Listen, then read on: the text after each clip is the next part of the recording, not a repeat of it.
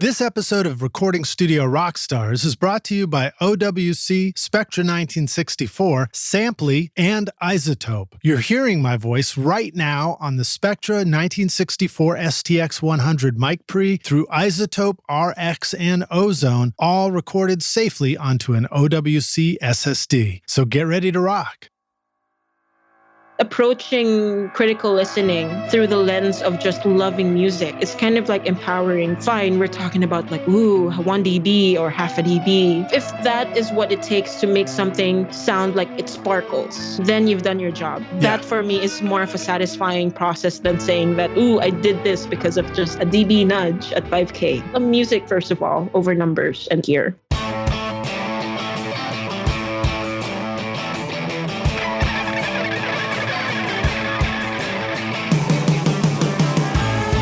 Welcome to Recording Studio Rockstars. I'm Lid Shaw, and this is the podcast created to help you become a rock star of the recording studio.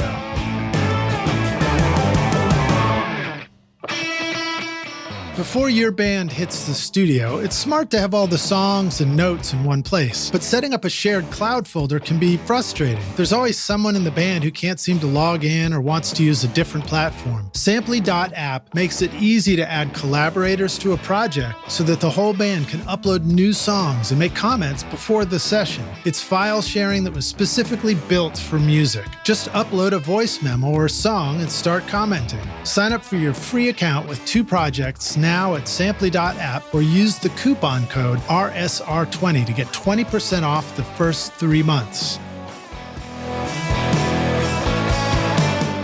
Want to know how I get a consistent sound quality mixing hundreds of episodes of Recording Studio Rockstars? Well, I've been cheating all along by using I-Zotope Rx and Ozone on every single episode. Right now, you're hearing Rx declick, declip, DS, deplosive, voice denoise, Ozone multiband compression, EQ, and limiting on this podcast episode. Try out the subscription option with an extended 30-day free trial at izotope.com/rockstars or use the code ROCK10 to get 10% off any individual plugin purchase.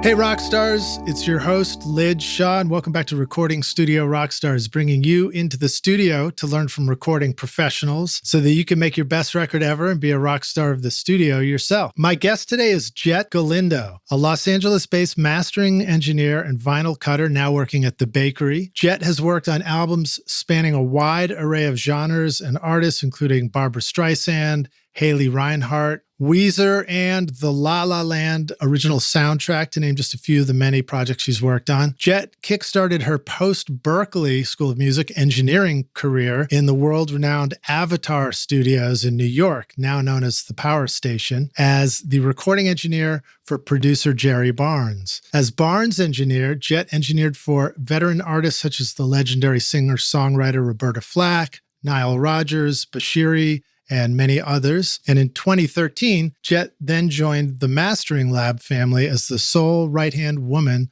to pioneer mastering engineer and GRAMMY Technical Achievement awardee Doug Sax, working on various notable vinyl releases, including Pink Floyd's 15th and final album, Endless River, Bette Midler, Neil Young, Randy Travis, and Seth MacFarlane. Some of the other great mentors that Jett has been able to work with include George Massenburg, producer Prince Charles Alexander, and recording engineer Susan Rogers of Prince's Purple Rain, and mastering engineer and AES President-elect Jonathan Wyner. Most recently, through The Bakery, Jett has helped pave the way for the growing audiophile releases in the video game soundtrack genre. That's very cool. I'm looking forward to talking about that. Having mastered award-winning chart-topping releases such as the Pokemon Red and Blue piano collections, Rosen's Legend of Zelda Tribute, Children of Termina, and the remastered 1980s Nikon Falcom's Wise 1 and 2, Ancient Wise, Vanished original soundtracks. Jett is actively involved with also SoundGirls, an organization for women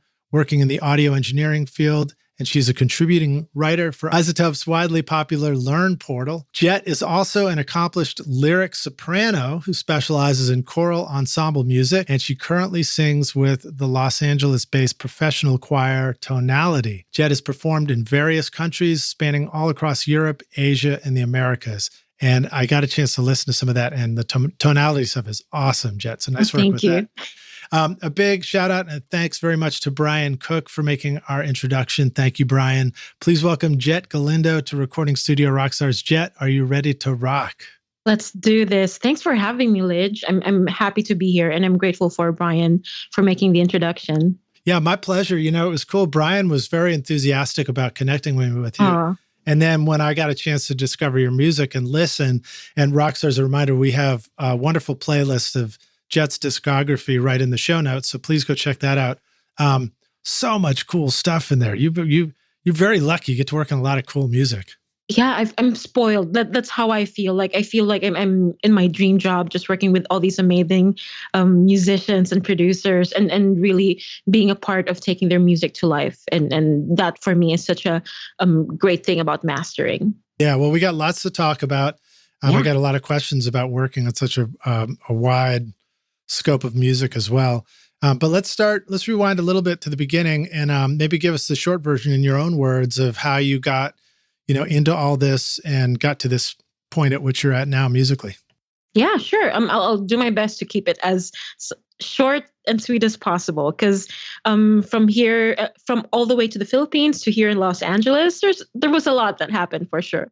But I was raised by a musical family.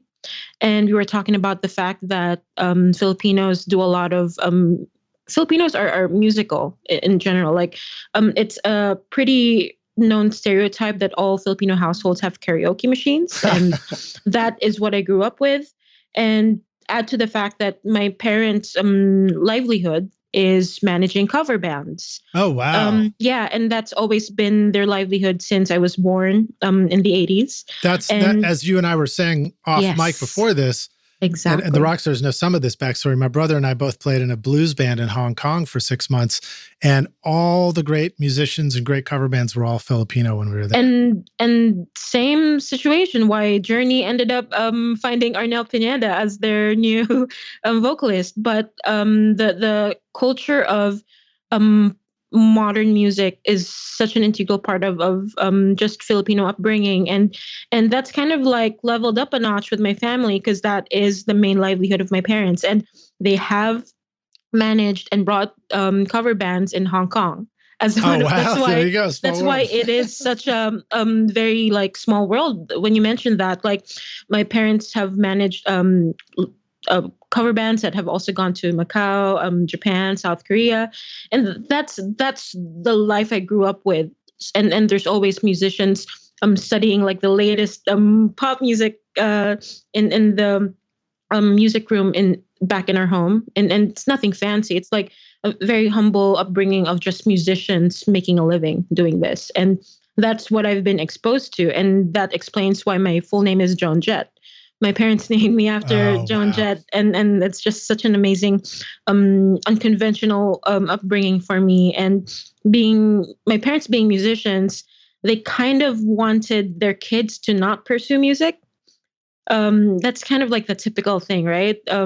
Right. They know that it's a gamble, so they say, go to college and make sure you have a degree first before you, and then once you have your degree, you can do whatever the hell you want. First become a doctor, right? And then you can go into music. Mine was close. I ended up taking a psychology degree for college in the Philippines.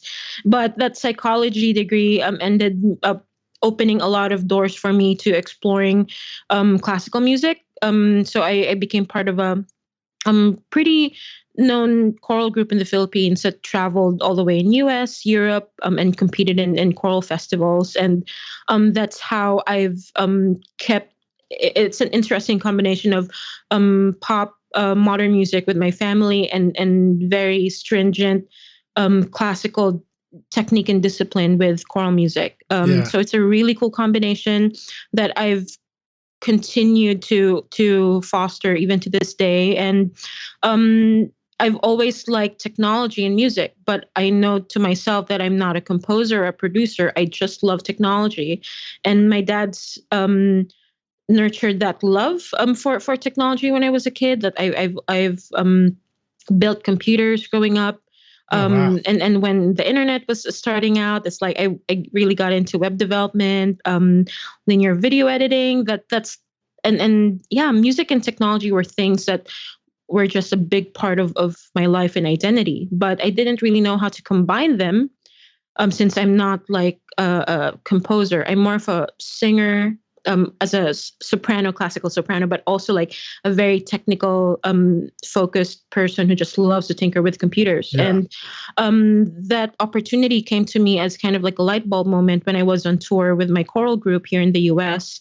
And I learned about the audio engineering career path. And that essentially just lined everything up for me. And life just kind of became a laser focused dedication to wanting to do this as my just my life. I knew then that even if I'm in the Philippines, I'm gonna find a way to study audio engineering and make that as my passion and livelihood. And from there, after graduating from psychology, I was lucky enough to get into an apprenticeship in a commercial recording studio in the Philippines. And even the path to that was pretty non-linear, because I got that opportunity because I just wanted to be exposed to audio as much as I could until I'm ready to study audio engineering abroad here in the US. And there's no audio engineering school in the Philippines. I didn't know of any recording studios, but I knew that my school had a facility that taught multimedia to priests and nuns. And that became my job. I just taught website development, graphics design to the pastoral community in the Philippines. Wow. But it so happened that that facility also had a commercial recording studio.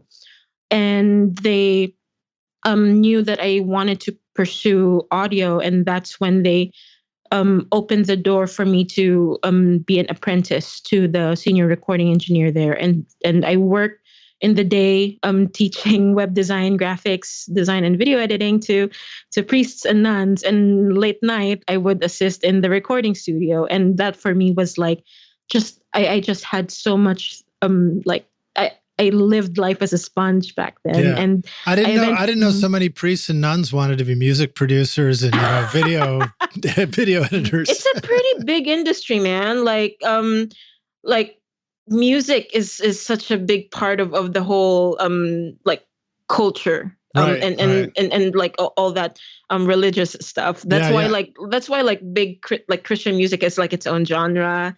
Totally. I mean, even here in the US. Yeah. Yeah. The church is responsible for so much. I mean, even just think about the availability of home recording equipment now. I mean, look at companies like PreSonus and everything, all these companies that design amazing tools that you can use in a home studio now, but they came into production because there was an opportunity for churches and live performance and studio and all exactly. And like there's even a very extensive like live sound and broadcast industry just for churches. And there's also a lot of like musicians and gospel musicians that really came to who they are because of that upbringing. But it's funny that kind of like also was part of my audio engineering journey. And I ended up becoming the in-house engineer for 4 years in that studio before I flew to Boston to study audio engineering at Berklee College of Music. And from there, the rest is history. Avatar Studios and then the bakery. Yeah.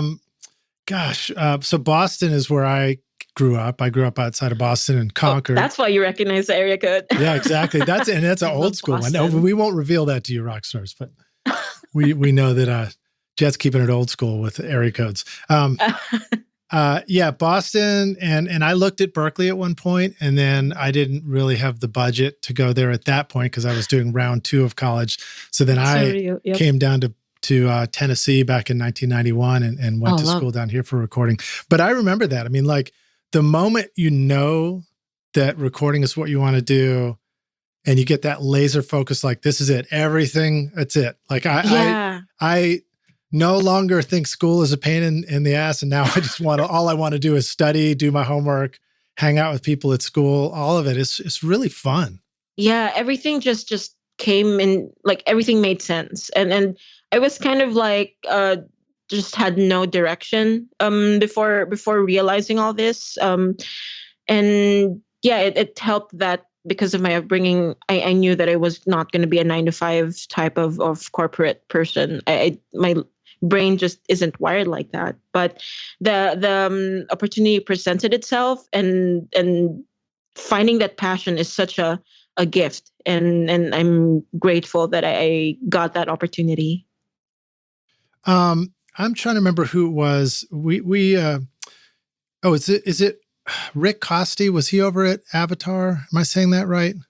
There's definitely a lot of engineers that went through that, but so I started as an intern for 3 months. So basically my stay in Avatar was about a year, and that was around 2012 to 2013. Yeah, I corrected myself. I'm so sorry. It was Rich Costi. That's what I was thinking of. Yeah, doesn't he was there in the early 2000s, I think, and stuff like that. So probably we didn't cross paths at that time. But yeah, there's a couple of people there, but Jerry Barnes is definitely one of the people that was there for a long time, and I was fortunate enough to get hired by Jerry as his personal recording engineer. And that's really cool. And I thought that's going to be my future until I was recommended to be the mastering engineer for Doug Sax. And that's when I packed everything, left New York, and start fresh at Ojai in California. So wow, Ojai so you just went straight across the country. Yeah, and it was a very interesting situation too, because Doug Sax is pretty much he's definitely one of the veteran like grandfathers of the industry. Al Schmidt's go-to mastering engineer, and like I didn't have the chance to interview with him in person. Everything was done over the phone, and then I had to travel to New Hampshire to get to be interviewed by his previous assistant, who now has his own studio in New Hampshire. But yeah, so I left everything and just started fresh in Ojai. And Ojai is kind of like 2 hours away from Los Angeles, but it feels like you're hours away just because of how different it is. It's like no billboards, and it feels like the countryside, but in Ojai lies the mastering lab, which is like an iconic mastering facility with Doug. And yeah, those were great times. What are some of the things that you've, how would you describe what it was about you that made you such a good fit for being an assistant to Jerry Barnes, first Avatar, and then Doug Sax, and getting these jobs? Like what did you like?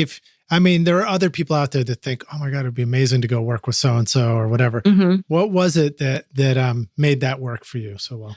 I guess to be able to be recognized and even considered for those roles is, I guess it helps that I was equipped with the knowledge that I had from Berklee and graduating from that. But again, formal schooling isn't like the only option when you want to get it into audio engineering, but the connections definitely helped.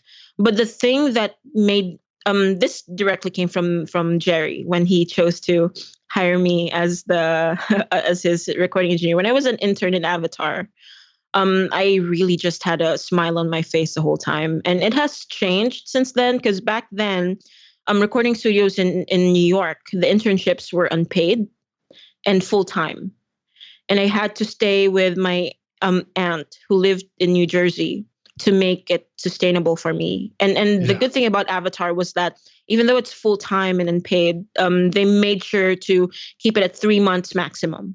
No dangling of like opportunities that you might get hired. Right. So 3 months, and if there's an opening, we'll consider you. But if not, sorry. But at least you have the addition to your resume that you interned at Avatar Studios, right? But that time and this internship in Avatar was really tough. Like, I I legitimately had to clean 7 toilets a day, along with doing the typical coffee runs, and making sure that inventory for every studio in Avatar. I believe there was 6 or 7 of them are all there. But you also have to make sure that you remain fly on the wall. Right. Like there was I was an intern there when Paul McCartney was recording his new album. It's called New. So you asked him for his signature. Yeah, essentially. No, but it's funny because I caught him once just at the lounge of the studio he was tracking. It was just him. Lights were off. And the funny thing was, and I was collecting trash bags at that time as an intern, but he was just there looking at the coffee table book of the Beatles. It was a very surreal, meta right? situation, surreal. Yeah. But you might be tempted, man, but you're the freaking intern. You better not ruin the moment that this person has, even if it's Paul McCartney. And things like that. Just being a hole in the wall, but just being happy to be there. Yeah. And that's genuinely what I felt. And even with the full-time internship that I had, Jerry suddenly his engineer at that time was not available. And just me being present all the time and being available when the opportunity arose itself, I got hired. And when I was there, being Jerry Barnes' assistant, he was very quick. And he expected you to do your signal flow. Like every studio has a different signal flow, but yeah. As long as you understand the basics, the foundation of like how DAWs work, you will. He expects you to understand and like apply what he's asking for. And anytime he asks you to do certain things, Jerry Barnes is also Nile Rodgers bassist for Chic. Mm-hmm. He would just like riff on his bass as he waits for you to like do the adjustment. So it's like intense.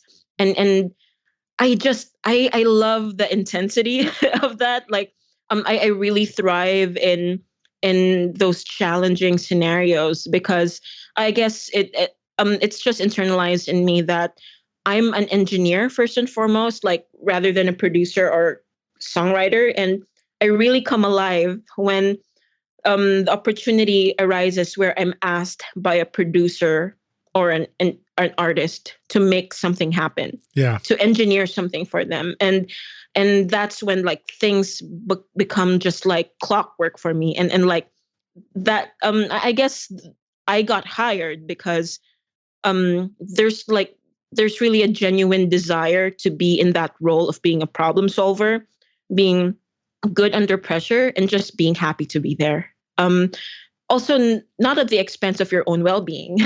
Right. Like, I think that's very important too, that you don't compromise your health and well-being if you're going to be working long hours. But that's what I did. And when I got into the mastering lab with Doug, even though I'm just starting out, I just knew that it'd be an honor to work with these people. It's less of my ego is not there, but more of like my eagerness to like help you. Yeah. Like, help me. You point out a great point about being a fly on the wall in the session. So those are critical things that it's a classic advice. I have a lot of interns, and I have for years, and it's always funny to me. I mean, my world in my home studio is less, huge, enormous careers don't hang in the balance in my studio. It's more local musician stuff. So there's a lot more latitude, but it's funny to me how often the interns come in and they need to relearn that basic lesson or learn it for the first time. Oh, man.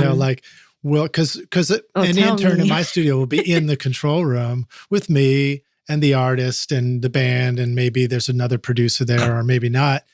And, all the classic things will happen, like everybody's thinking about a harmony part or something, or they're looking around the room, and interns don't always know that, like, you just sit there. You just don't say anything. You don't offer input or anything. That Sometimes is so they forget. True. Oh, man. And they forget, but there's a reason for it. I've learned a lot about it because I was that way too. And what I'm reminded of is this classic concept of like, when we start out with this stuff and being fascinated with music and production, everything like that, we are beginners at creating the stuff, but we already have a certain level of expertise at listening and appreciating. So like if we're in the studio, we wouldn't be there if we didn't have something to say about music, right? Mm-hmm. So it's hard to learn how to shut that down and don't offer it yet, you know? Yeah, that's why it's funny when I was in Berklee, and one of the very introductory classes that's required by everyone to take is reading a book that's just about how to assist. Oh, and really? There's nothing technical about the book. And I'll try to find the link just so you can include it in your show notes. But it lists down all the etiquette for internships. And I'm lucky enough that I've worked in a studio in the Philippines and it's always been consistent. But yeah, it's like you get luckier with opportunities if you're present and there when you're needed.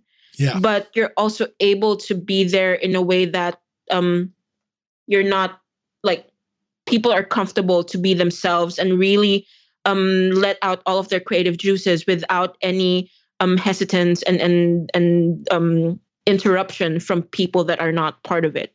Yeah, and it's really important that people are able to reveal their own vulnerabilities in the studio. Yeah, right? and that's very important. And it's a funny joke. When I was starting out in the Philippines in the studio, one of the things that we always joke about is how engineers are kind of like bartenders.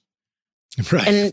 And it kind of lines with the fact that I studied psychology, because when you're in a recording studio, your goal is to let release that vulnerability in order to make great music. And you have to be a trusting entity in that space. And in a way, it's like being a bartender, you're kind of just there and being and absorbing all that vulnerability, but then it just stays there. You're trusted to whatever is in the studio just stays there. It's not something that you just take with you outside. So how come when we do a really good job, they don't leave us enormous tips at the end of the night? Well, it ends there.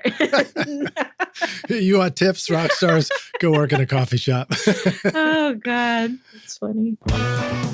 In my studio, I've got the Mac Mini M1 paired up with the OWC Mini Stack STX Thunderbolt 4 certified storage and hub expansion solution to connect to all my dedicated audio drives, sample libraries, and backup drives. It's the perfect size to stack with the Mac Mini and add storage and connectivity over Thunderbolt or USB. Whether you have the new or older Mac Mini, nothing stacks up in your studio quite like OWC. Find the new Mini Stack STX and all your storage needs at macsales.com/rockstars.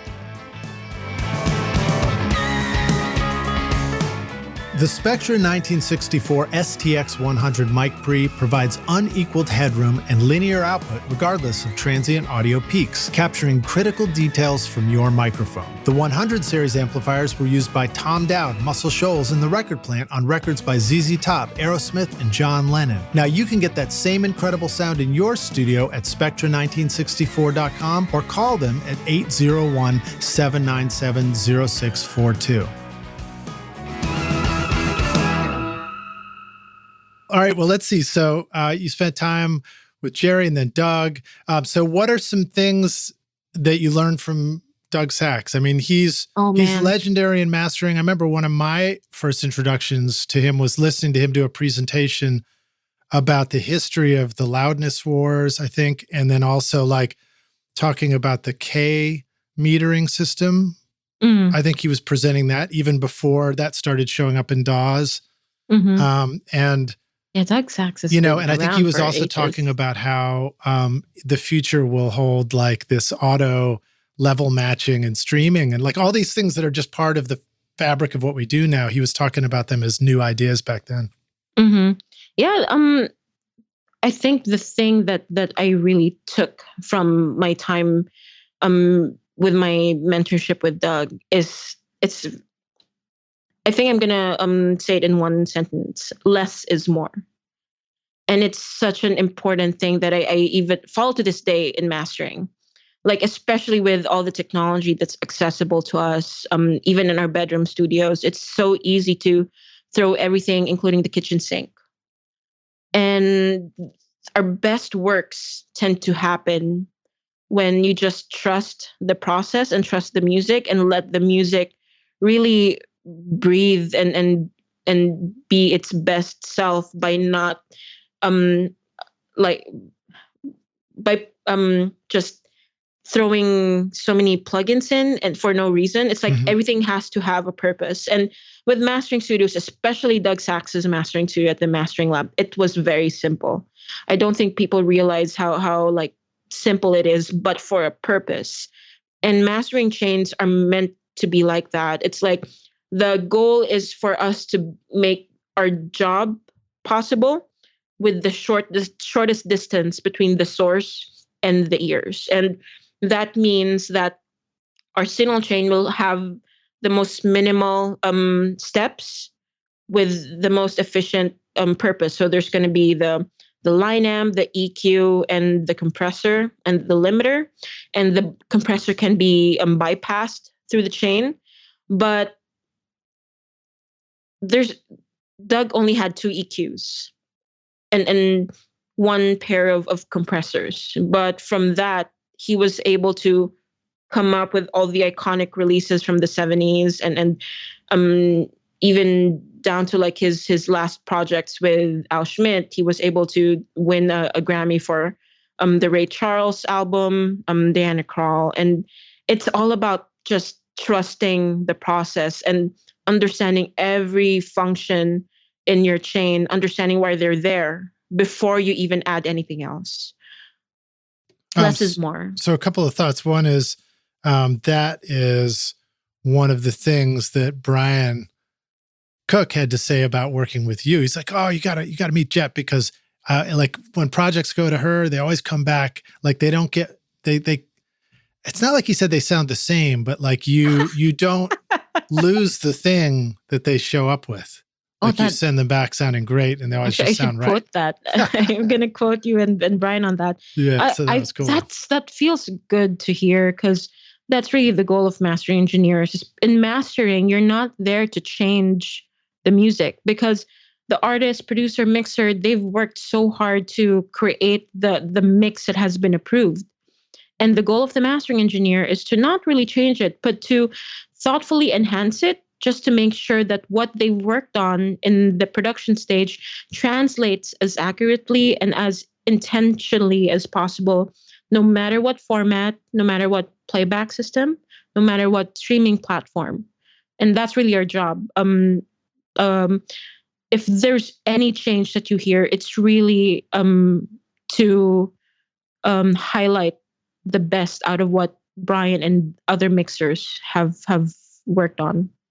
Yeah, it's a funny thing because I've certainly experienced as an engineer and as a mixer, I've experienced producing something, mixing it, and then sending it to mastering, and then wishing it did something that it didn't do.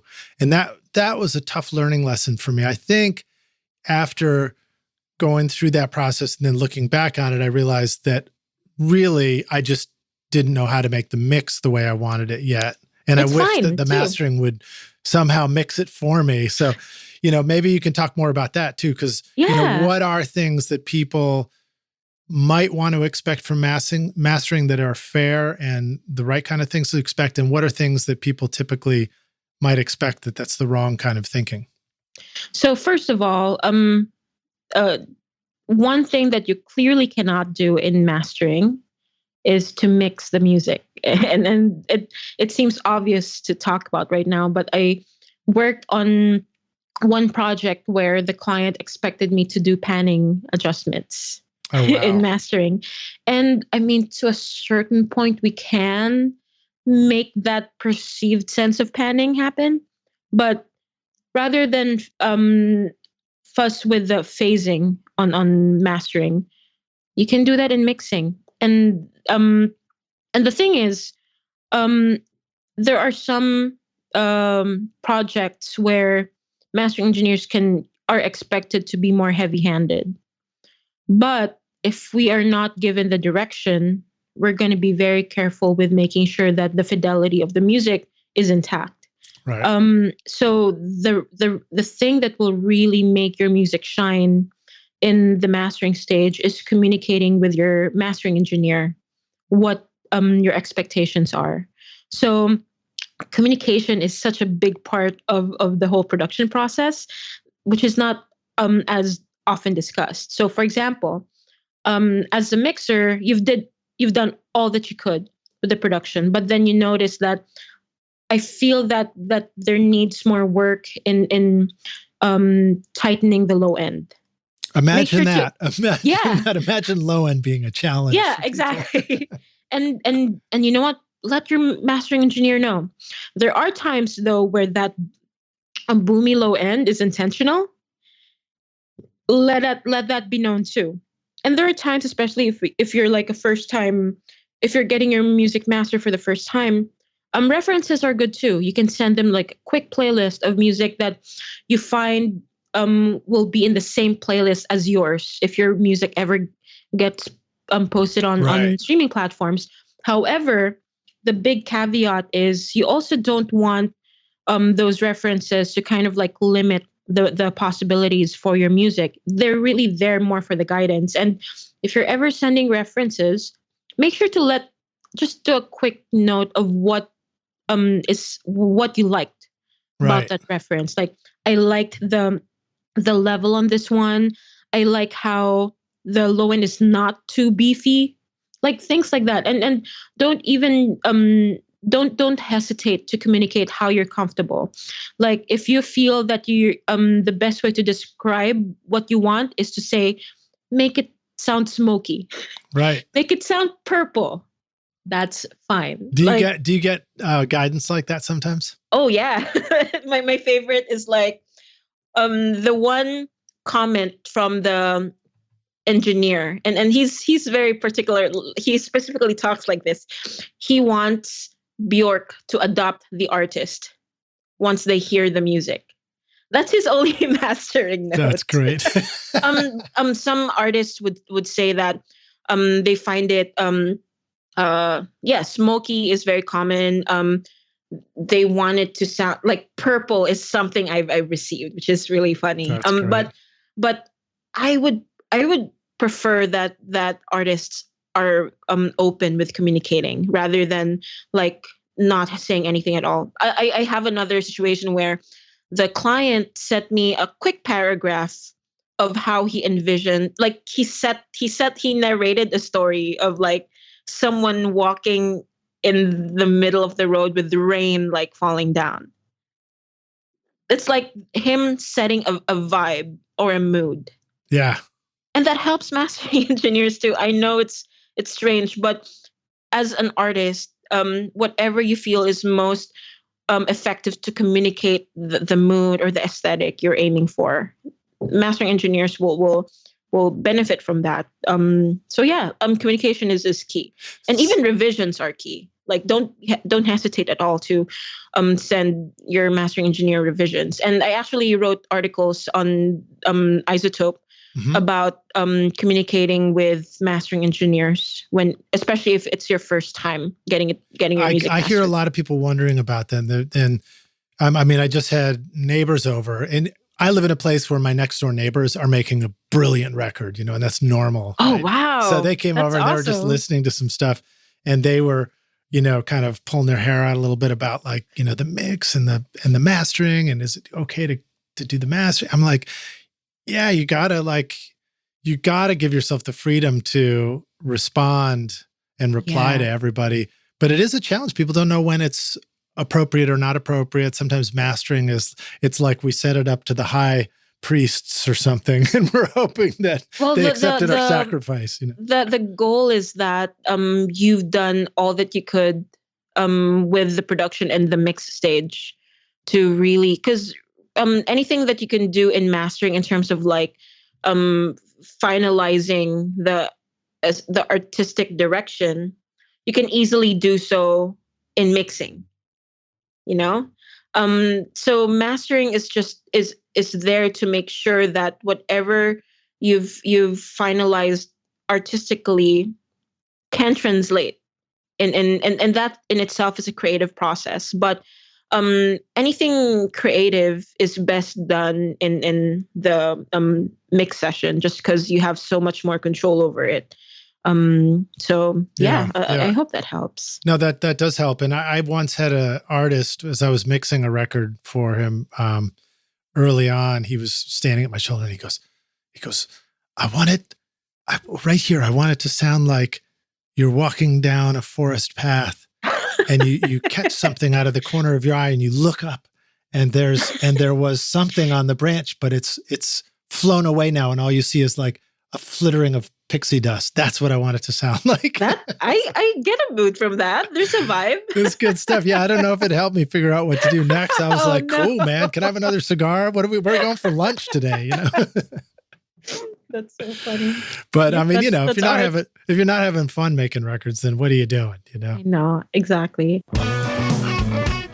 If you're ready to discover the secrets to making your mixes sound great, no matter what your studio situation, then check out my free mixing course, mixmasterbundle.com, where I show you how to get great sounding mixes in your studio using simple techniques and free plugins. And when you're ready for more advanced studio skills, then check out recordingstudiorockstars.com/academy, where you can learn from Grammy-winning teachers to help you record, edit, mix, and master your best record ever. Use the code Rockstar right now at checkout for 10% off any course for a limited time. Tell us more about your studio. Are you in your workspace now? Are you, what are you surrounded by if that's the case? What are some of the tools that you would use? And if I want to repeat what I think you said to me for Doug Sax, did you say line amp, EQ, compression, and limiting? Yeah. That's sort of like the basic. Yes, exactly. And that is essentially the basic chain for any mastering session. And if you ever add more to that, you can, but don't add like an MS processing if you don't need it. Right. Like there are many times that we don't even use a compressor on the chain. When you say line amp, what does that mean to the rest of us? Line amp is essentially an amp. You add gain. Okay. And it might seem so simple, but that's such a big part of the sound of our mastering studios and just mastering in general. Because the first thing you do in mastering is to really add some level to the mix to make sure that it's at a place where it's nominally loud for you to do your mastering adjustments.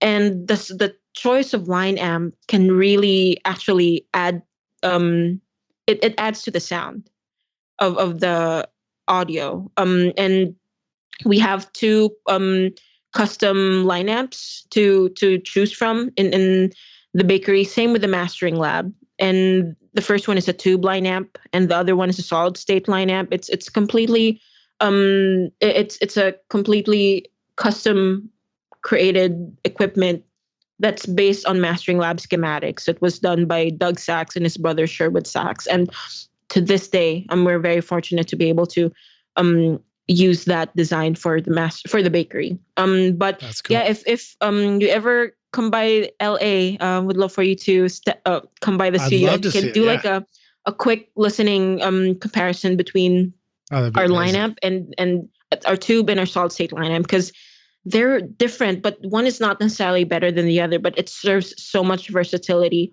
for our mastering chain. And then we have a custom LA3A that is based on mastering lab schematics as well.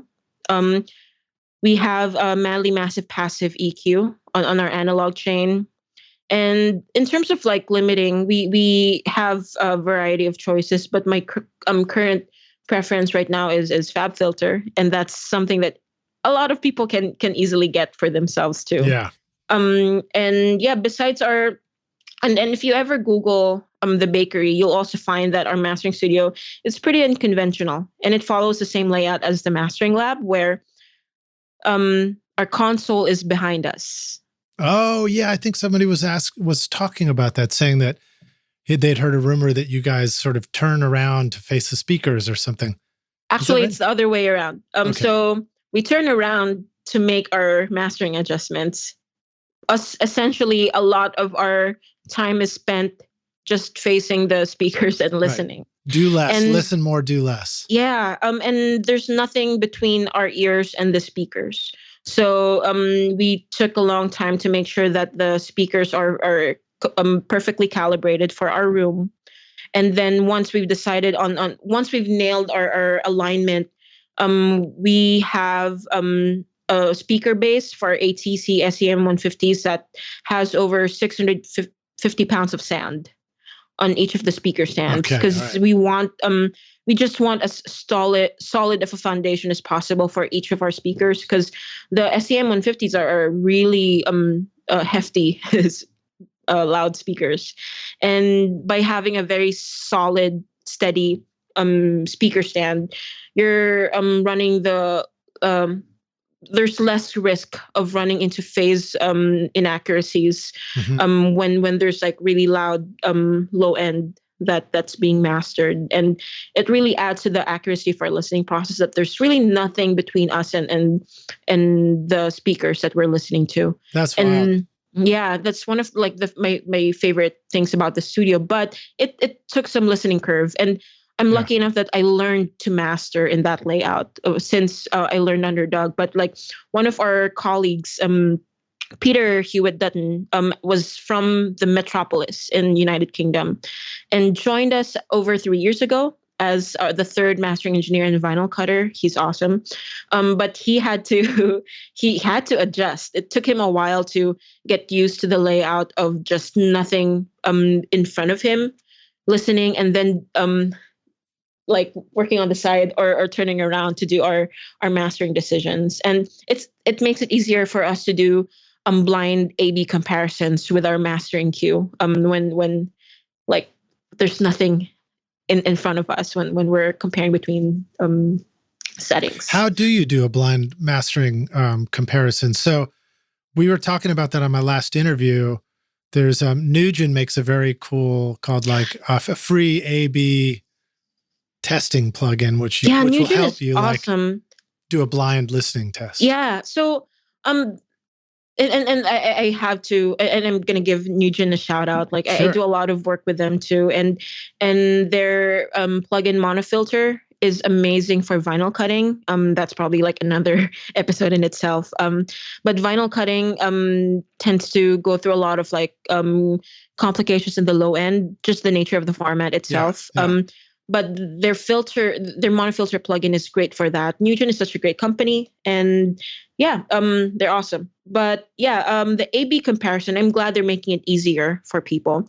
But you can do blind A/B listening tests without a plugin on your DAW. Just set up like duplicate copies of your track, or whichever you're auditioning, and then just hit it so that you can easily select solo or mute between two different takes, and these two different takes two different tracks have like a different treatment that you want to blind A/B. So for example, you're listening if you want a dB at 3K with 0 phase setting with your Pro Q3. And you also want to compare whether that 1 dB at 3K is better with the 0 phase or the linear phase shape. Oh man, we're super geeking here. I love it. and that makes a lot of difference in mastering. 1 dB is a pretty substantial adjustment in mastering. Right. And that's why we rely so much on blind A/B listening. And once you have your two identical tracks, with one track having that 0 phase setting and one with a linear phase setting, everything else is the same. Just switch between solo between the different, and for example, Pro Tools has like a shortcut where as long as both tracks are selected and you hit Shift S, you can switch between the two different tracks and not know what you're listening to. So you get to really hone in and just pay attention to what you're hearing and see which is better. So that's what you do, is when you finally say, I like this one better, then you open your eyes and exactly. Surprise. And we do that every day in our work. And even I loved how me and Doug used to do it. So Doug is purely in the analog realm when we work together, and I'm the one that operates everything digital behind him. And anytime he wants to audition between two different takes that he's two different settings that he's printed, what he does is he just puts up two fingers. So he switches between one or two fingers as he listens, and I'm the one doing the switching for him. Yeah, no talking aloud during that, right? Exactly. And blind A/B test is an integral part of training your ears for mastering. Like, mastering engineers aren't born with golden ears. Like, it's so funny that a lot of people claim that it's like a dark art, but it's really just people who have been accustomed to doing adjustments to this point, because we do these A/B critical listening every day, and with different clients, different genres, and people with different opinions. And that's the essence of mastering it. Well, so A/B test. Some of the thoughts I have about that. One is it has to be pretty fast. You have to be efficient, because otherwise you'd be mastering and making it take like a day and a half to make one decision or something. So you got to be able to move quickly on those decisions, I imagine. And two is you don't want to have a million options. You want to have just a handful of the best options, probably, right? Exactly. That's why simple is best for a mastering studio. And you're not there to change anything. You're making decisions that are very minimal. Yeah. And then another is just that you learn in the studio that we have, when you begin to compare things and make decisions, you begin to understand that we have very short auditory memory. So our brain's memory of what a sound is and which is better and everything, it doesn't last very long in our brain for some reason. I don't know why. I guess it's just we got to be ready for the next sound. And so therefore, you have to be able to move quickly between some things without a distraction, or you lose that ability to tell. And then all of us, rock stars, if you've spent any time mixing, you already know what it's like to tweak the wrong plugin. And then you're like, oh man, that's so frustrating, Or you keep tweaking something and realize that your plugin is bypassed this whole time. Right, exactly. So what that teaches us is that we are easily fooled. What's the analogy? Like, fool me once, fool me twice. Well, when you're making records, like, you get fooled like all day, all the time, right? We're stupid. That's a good way to approach it, is just to assume that we're stupid. And that makes you humble, and that makes you more open to accepting like more out of the box ideas. Right. So with that in mind, in the production and mixing space, we have to be very careful that we don't distract ourselves when we're trying to choose things. We do some level matching, things like that. And in the mastering, you think about, okay, if you're going to make these little moves like a dB and stuff, like you've really lowered the threshold for getting fooled, because it's so small that you really have to be careful about that. So that's cool. It's just cool to hear you talk about the ways to do that. Yeah, critical listening. And a reminder that we can set that up for ourselves in our studios. Exactly. And I'm also going to, again, recommend, there are articles that I've written on the I-Zotope website where there's one, which is a very simple mastering operations. If you're ever wanting to set up a mastering session for yourself in your home studio. Like, there are many ways to help you get started. And you don't have to have like $1,000 equipment to get you started. Yeah, I'm glad you brought that up. And I want to talk to you more about that in a moment here. But like, here's 4 tips for audio mastering from home that you did. Yeah. There's a bunch of great articles over here, Rockstars at the I-Zotope site. So we will talk more about that in a moment. Let me see what else I wanted to ask you before we pivot over to that kind of stuff. Now, you also got to work with like George Massenburg, Prince Charles Alexander. I don't know anything about him, actually. And Susan Rogers. What are some lessons that you learned from those folks, or even from Jerry over at Avatar, that you want to share? Any good takeaways or inspirations for you? Like I'm trying to like remember. Um, One thing I learned from Jerry is just it's not that he gave me like a quote advice, but I've never met anyone who's like so much into music as Jerry. Like I know it I don't mean to sound cheesy, but it helps that you just love the process and you love music, and it kind of like a lot of things kind of fall into place if and it's so easy to kind of get it seems simple, but then you you're in the world where you're surrounded by all these gear, all these like articles on audiophile stuff, on numbers and values. But music is such a it's a subjective thing, and music is art, and at the end of the day, like music is going to be more than just numbers and binary systems, and that kind of like um helped me approach music in a way that's like very eye-opening and freeing. You kind of like get less tethered by the limitations in your gear. Yeah, and just approaching critical listening through the lens of just loving music. It's kind of like empowering too, because fine, we're talking about like, ooh, 1 dB or half a dB. Right. But it's like if that is what it takes to make something sound like it sparkles, then you've done your job. Yeah. That for me is more of a satisfying process than saying that, ooh, I did this because of just a dB nudge at 5K. So Right. yeah, Yeah. the music first of all over numbers and gear.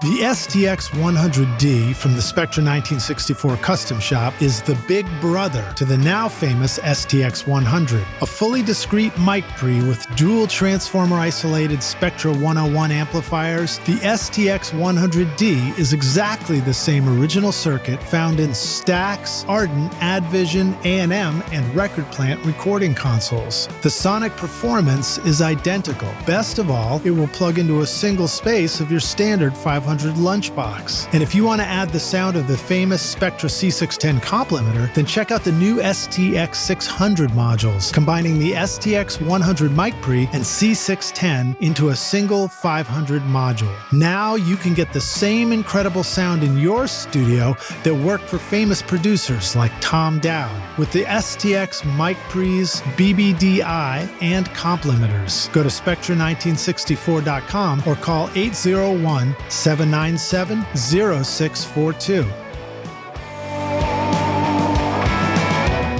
OWC now brings you the Mini Stack STX, the world's first Thunderbolt 4 certified storage and hub expander, perfectly sized to stack with the Mac Mini, and the ideal storage and connectivity companion for Thunderbolt or USB-equipped computers and devices. With a SATA HDD SSD bay and NVMe M.2 PCIe SSD slot, you can expand your Mini's storage capacity to gigantic proportions. 3 Thunderbolt USB-C ports enable you to connect to millions of Thunderbolt, USB, and future USB 4 drives, displays, AV mixers, cameras, and tablets, as well as desktop accessories like a keyboard, card reader, or mouse. I'm using the Mini Stack STX paired with my Mac Mini M1 to house my dedicated audio SSD and sample libraries at my studio, and it works great. Find the new Mini Stack STX and all your storage needs at macsales.com/rockstars.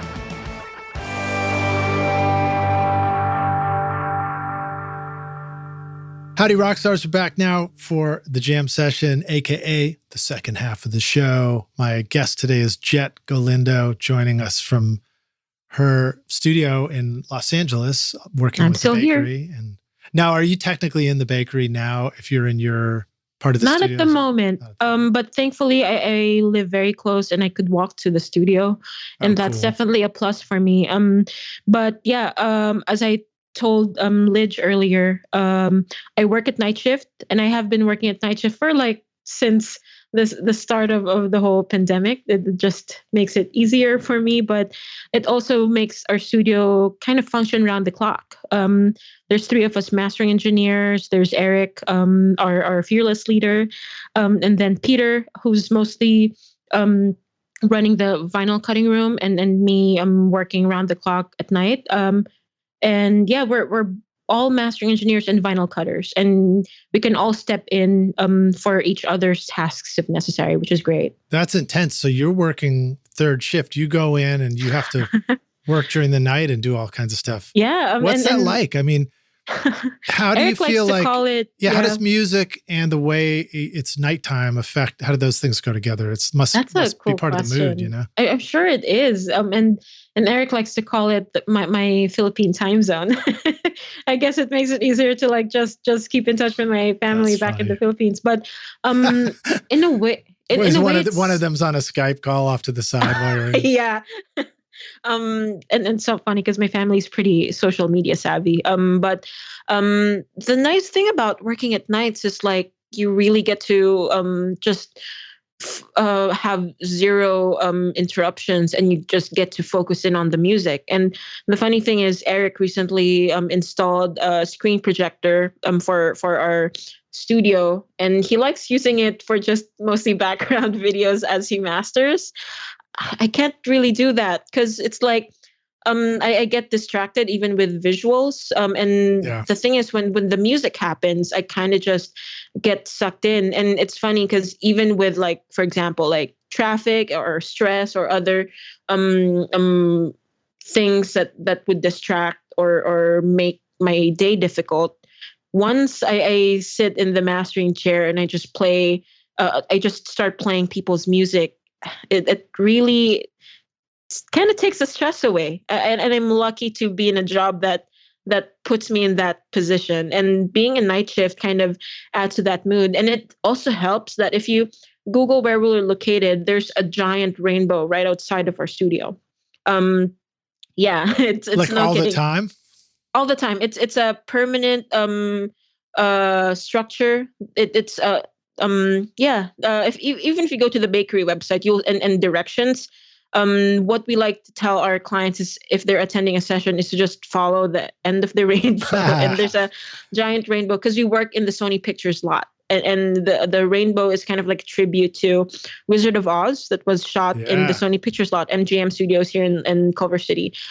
So it's nice because like when I come to the studio, it's really peaceful and quiet. There are random cute squirrels and rabbits and possums that kind of live on the Sony Pictures lot, and sometimes at night it gets foggy, so it really adds to the mood. And it really helps with the focus. I'm working at night shifts, and kind of like also the fact that all three of us are kind of like holding down the fort in the studio. Things are just kind of like efficient for the studio, where like Eric's client suddenly needs revisions or like deliveries done late at night. It's like, here, like, bam, there you go. You got it. Production. Yeah. That's intense. So now let's talk about some of the tougher side of that question. How do you balance that out? You yourself mentioned the importance of personal balance and, having a healthy lifestyle. So what are some things you've learned about that? How do you manage that and make that work so well? Especially with mastering too. Like a lot of our clients tend to, like, mastering is the very last step of the production before anything gets sent out to the commercial marketplace. And many times, especially with labels, deadline is yesterday. That's their standard operation. And in a way, it's like you have to, and it's something even I learned myself as I continued to keep working as a master engineer, to learn to set boundaries. There are times when even the most like tight deadline will demand deliveries now. But the funny thing is they would come back a week later asking for revisions. So many times deadlines are kind of like arbitrary. You will do the best that you can, but you do a better job if you're not running with your head cut loose. Having that sense of like just calmness and knowing that you're doing the best that you can do. And like deadlines, we're going to do what we can at the best of our abilities, but it's not the end of the world if certain things happen. And like, for example, with vinyl records are going through a very big backup right now. Turnaround time for vinyl records are now 1 year. So, and we're only one part for pressing, and we cut the vinyl masters. So we're like at the very first step of this whole vinyl production line. And at least the good thing is the whole vinyl industry understands that this is happening. So everyone's been very understanding of the process. And it kind of like working in vinyl kind of like trains you to be like calmer, just because there will be a lot of factors that will potentially go into issues, like even just the whole delivery process. So many moving parts with vinyl, like things can get broken during shipping. So yeah, you just it's a learning process to manage your stress level. And especially during the pandemic, where a lot of people are more doing a lot of things virtually and using the computers. What I've been learning to do is just take as much time being away from the computer when I'm able to. And thankfully for mastering engineers, we have a really good control over our schedule. So even if I work late at nights, I have the advantage of keeping my weekends open and free. Right. But except this week, I'm working for 6 days straight because it's a crazy week. Yeah. But yeah, I usually keep my weekends sacred. And when I'm during the weekends, I try not to be on the computer. And I've gotten into the habit of like cooking.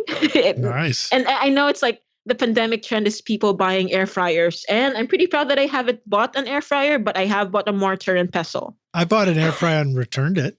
Oh, you see? Well, that was because my girlfriend already had an air fryer. Oh, that's a good solution. But yeah, I recently got a mortar and pestle. Just so I really can get into like the authentic, like really hand, like not the rushed kind of cooking, but really just getting in it. And I have an Indian client who wants me to make authentic Kerala Indian curry using the mortar and pestle. I've already got an idea. It's mortar and pestle mastering. It's kind of nice. It rolls off. It's nice. I know. I'll remember that trademark. But yeah, that's taking time away from the computer and technology is such a way to like keep you grounded and learning to set boundaries. What about just the basic thing like sleep schedule? You know, if you're going to work at night, is that even a question worth asking? Maybe everybody's different. I'm working on that. Yeah. And the good thing is I still manage to keep in at least 6 hours of sleep every day. I try to like sleep more. But yeah, working at night shifts is the sleep one is pretty tough because there are times when I still come in during the day. Like if clients insist on attended sessions, and I try to limit attended sessions during the whole past 2 years. But if it really happens, I prefer doing it during the day. When the Sony lot is more active. Right. So yeah, my sleep pattern is still pretty not consistent, but an ongoing challenge. Ongoing challenge. Okay, how about things like the volume that you work at on the speakers while you're working, and then also things that you've learned about? Can you drink coffee? Is caffeine okay? Alcohol, other foods, things like that actually interfere. Because I think of you as having always in a critical listening environment. For the rest of us making a record from scratch or something, we go back and forth. Like sometimes we just rock it out and everything's too loud, and then you recover, and now we got to be in critical listening. But you kind of have to be there all the time. Yeah, that's a good question. And one of the things that I like to do when I'm out of the studio is to really give myself an ear rest. And it's kind of the same with my colleagues too.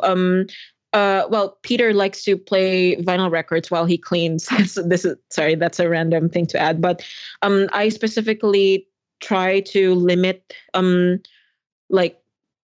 like stressing my ears when I'm outside of work. And that's totally fine because at work I get to listen to so many amazing music in the first place. So I can like cleanse the palate once I'm out. And it helps because my boyfriend is also very he has sensitive hearing as well. So when we're at home, it's a very quiet home. Nice. Yeah, so yeah, I limit my listening. And it's really like not that I'm like enforcing that among everyone else, but that really works for me. And as for like volume playback levels when we're mastering, this is actually a very legitimate question for anyone who wants to get into mastering. When you're mastering, the first thing that you need to practice is to calibrate your playback level so it's fixed. Like Right. find maybe take a day if you ever want to explore mastering for yourself, take a day to just figure out what is your calibrated mastering level. And there are articles in the I-Zotope Learn portal where we talk about that, because it's very important to master with a calibrated level. And when I say calibrated, it's like a fixed level where you don't touch your volume knob. It stays fixed, and depending on your speaker amps, you're able to calibrate a fixed setting where it doesn't change no matter how you change the volume knob on your amp. But this is very important because by having a fixed playback level when you're mastering, you are establishing a fixed level so that everything else is constant. Like it's a benchmark so that you're making all adjustments according to that. Exactly. And there are many ways to be very precise with that, but there's also ways to like help you get started without like spending tons of money on like metering gear. So for example, just make sure that if you're in your bedroom or if you're like in your home studio, even your phone SPL meter should do. But if you have an SPL meter, that'd be great. But listen to music, listen to like the top records or the type of music that you really enjoy working on, or even like the music that you're aiming for as like your reference genre when you're mastering. And make sure that when you're listening to it, you have the loudness normalization turned off on your streaming platform. Right. Okay. And even better if you listen to music outside of a streaming platform, so the correct levels are playing out of it. Also, there's an article on the I-Zotope website where I've asked mastering engineers what they use to calibrate their playback system. So there's a lot. Like you will be well on your way to mastering by like reading all those mastering resources from contributors, not just me. But once you have your playlist of great sounding music ready, just play them and sit in the position where you feel you're going to be working at, and have your SPL meter and set it so that the music sits nicely between like it really depends on your comfort level, but it's about 75 to 85 dB SPL. And the articles there on the I-Zotope website go into more detail on that. But having that calibrated playback level is going to be a benchmark, so that is the one step to practicing your ears for critical listening. Because once your playback levels are set, you can get more critical with hearing the differences on like 1 dB steps, 1 dB adjustments, like the sound of like different phase modes with your EQ, different limiter shapes on your Pro L2.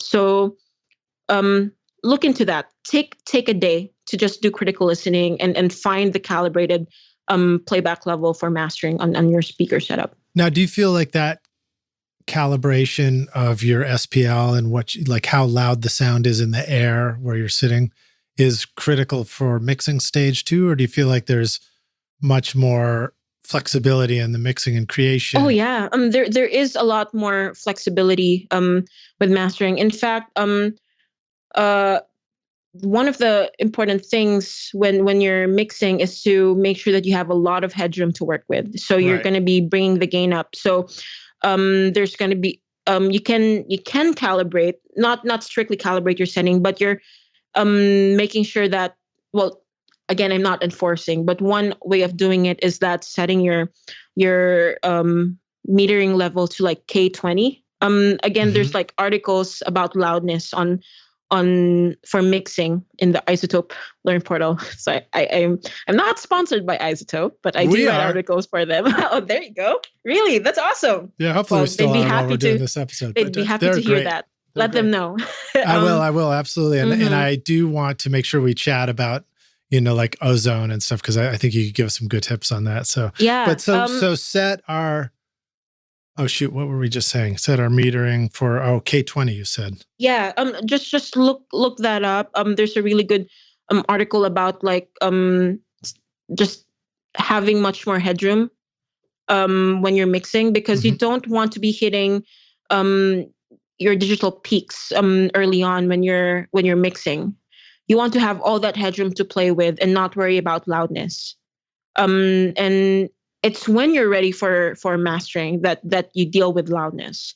But while you're mixing, you want all that headroom to work with, to make sure that you do all your creative decisions without hitting distortion for no reason. And if we follow this idea that the vision for the music should get as far as you can with mixing, and we like really aggressive or really competitive sounding pop music, then even with that lots of headroom, we still have permission to limit and compress things and go crazy. Absolutely. But just down much lower. Exactly. And like I say, I'm not enforcing anything, because even in our mastering studio, we don't impose headroom requirements at all for our clients, because there are, especially depending on the genre, there are more hard-hitting genres that really rely on your two-bus sweetening, processing, and limiting to really come up with that glued sound in your production. And there's this misconception that when you're ready to send music to mastering, that you have to bypass all that two-bus processing, and that's far from the rule, because you have to be careful that if you're sending something for mastering and you're bypassing these loudness processing that you put in, you might notice that depending on your production, your music might collapse, because some of that processing you have on your master bus is part of like the musical composition, and you would want to be able to mix without relying on your master bus processing to really like come up with that sound.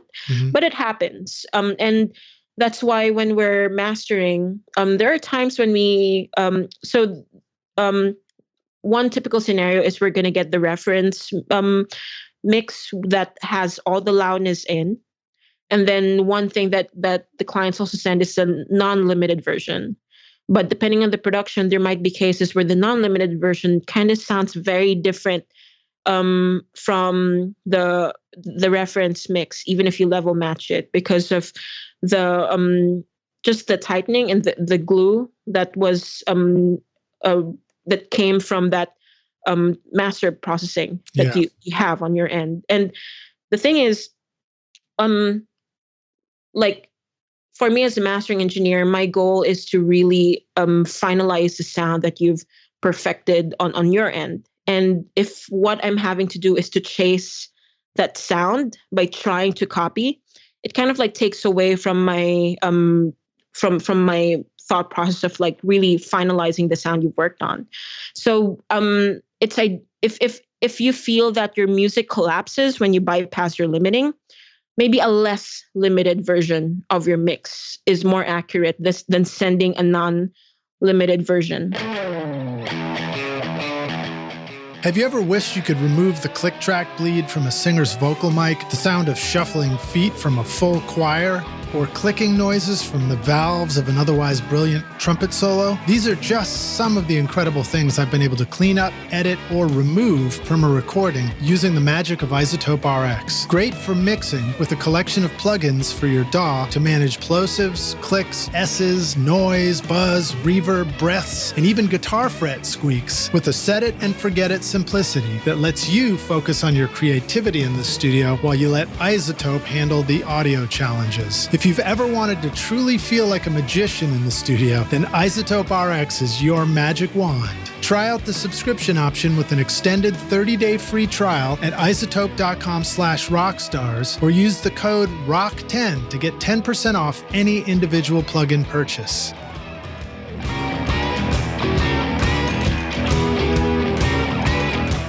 So you just finished an awesome mix and sent it off to the band, but the singer texts you with lyric changes, the drummer emails you wanting a different fill, and the bass player DMs you on Instagram about a wrong note in the chorus. But which mix version are they talking about anyway? Don't you wish there was an easier way? Samply.app comes to the rescue as your ultimate mix assistant, streaming high-quality mixes so your clients can easily listen and send notes from their mobile phone on the road or a computer back in the studio. All mix comments are time-stamped directly onto the correct mix version with no confusion, and everything is easy to find in one location. No more mixed-up mix messages from the band. It's file sharing that was specifically built for music, and it all works in your browser with no downloads required. Sign up for your free account with 2 projects now at samply.app and use the coupon code RSR20 to get 20% off the first 3 months when you're ready to upgrade.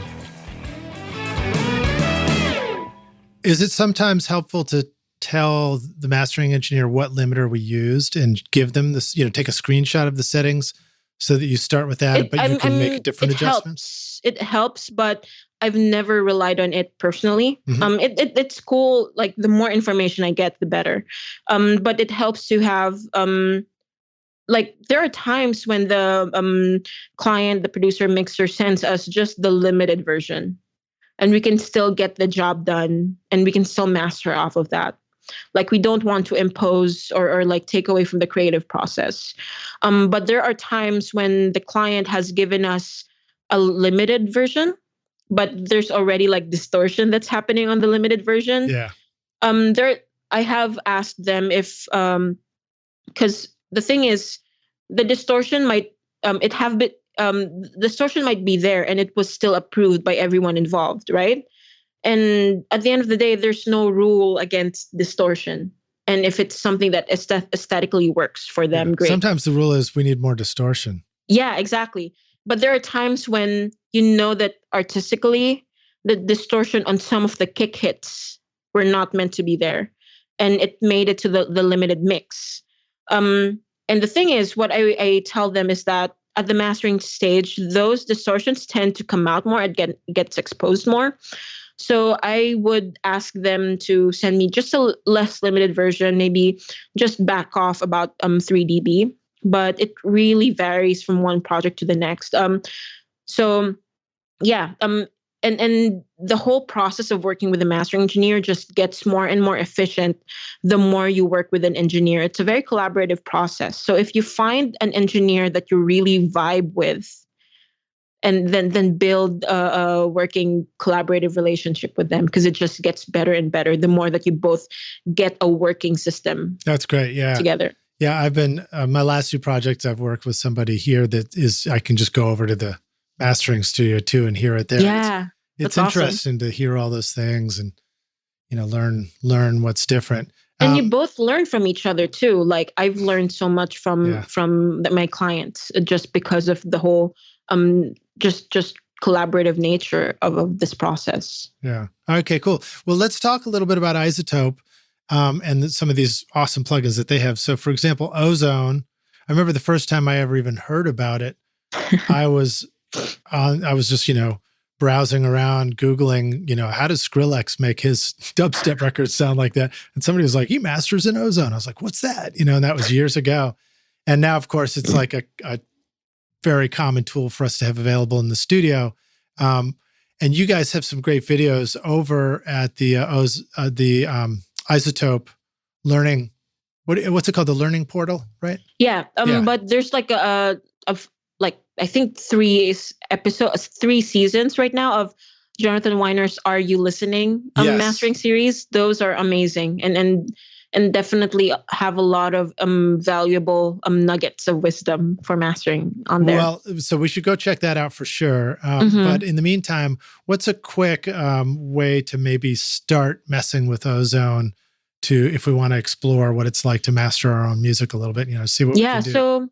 So once you've calibrated your level for mastering and you really want to dabble into mastering, so the great thing about Ozone, and I'm not saying this as like a sponsorship situation, but the great thing about I-Zotope is like you have all the tools you need there to get anything done. The one caveat with that though is that it's easy to get into like throw everything, including the kitchen sink situation. Right.